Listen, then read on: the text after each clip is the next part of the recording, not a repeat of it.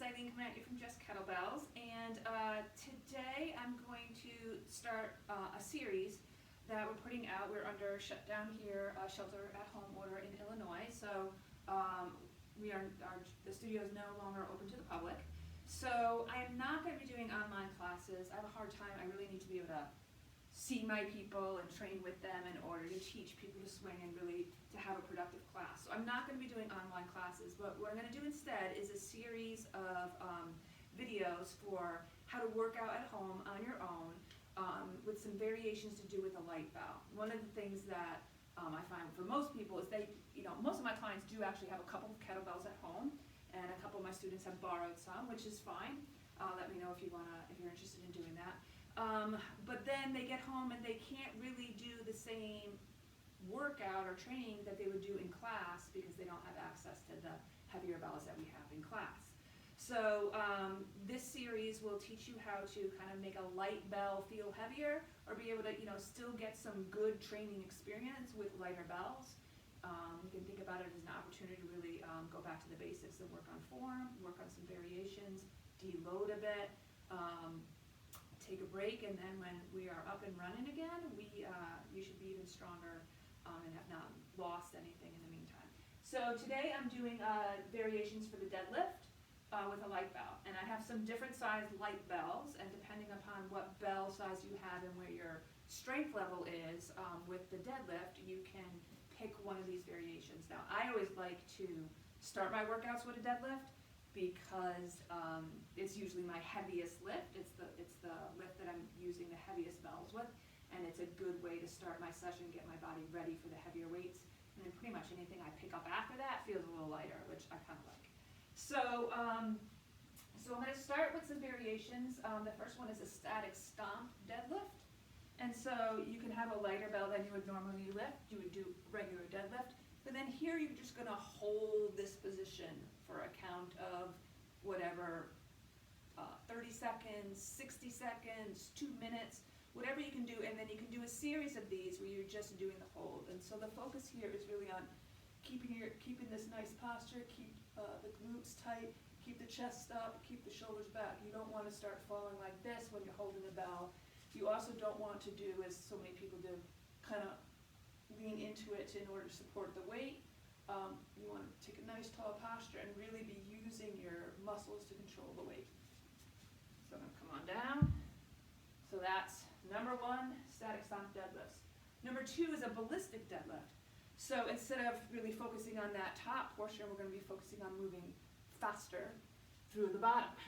So we're going to come up, down, up, down, up, down, up. You can tap, touch and go, or just come on down. But we're focusing on really doing that fast, and then so making this more like a swing form for having that faster, more ballistic hip hinge. So that's two. Number three is a deficit deadlift. So what I'm going to do here is I'm going to move in some risers. You can use anything that's going to lift you up a bit. And so here I'm going to perform a deficit deadlift. So the kettlebell is lower, which is going to force me to hinge lower and get deeper into that position, and really make me focus on my abs and my core staying tight during that descent, because you're going to be descending much lower than you're used to. That's three. Number four is a one-arm deadlift. Now you could also do a deficit one-arm deadlift, but if you only have one bell and it's really too light, and it's way too light to lift with two hands, even those other moves aren't working, you can lift with one hand, either in a sumo, that was a suitcase, or a sumo. So in a sumo, you're going to want to kind of line up the bell as if you had two bells here, and you want to just lift one. And then, so your bell is going to be a little off center, because you want to keep your shoulders square and lift. And then, so if you had it for a suitcase, you're going to have a little narrower stance. The bell's going to be at the side. I actually find these much harder. But same thing, have that other arm down so that you're not, because what you don't want to do is kind of be leaning into that. You want to make sure that be acting act as if you're lifting 2 bells, but only lift 1, and that's really good for the anti-rotation. So that was 4. Number 5 is a kickstand deadlift. And this one I'm going to come a little lighter for the kickstand, because we're going to move into single legs after this. So a kickstand deadlift, you're going to have one foot behind you. So this is a regression of a single leg deadlift. So you're really using this one leg to lift the bell. Then from there, we can move on to number 6, which is a single leg deadlift.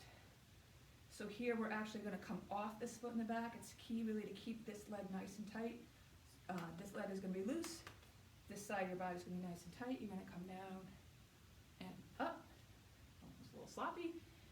Down and up. So that's the same with the bell on the same side. I actually find this much harder, so I'm going to go even lighter when I have the bell on the opposite side of the foot that I'm lifting off of.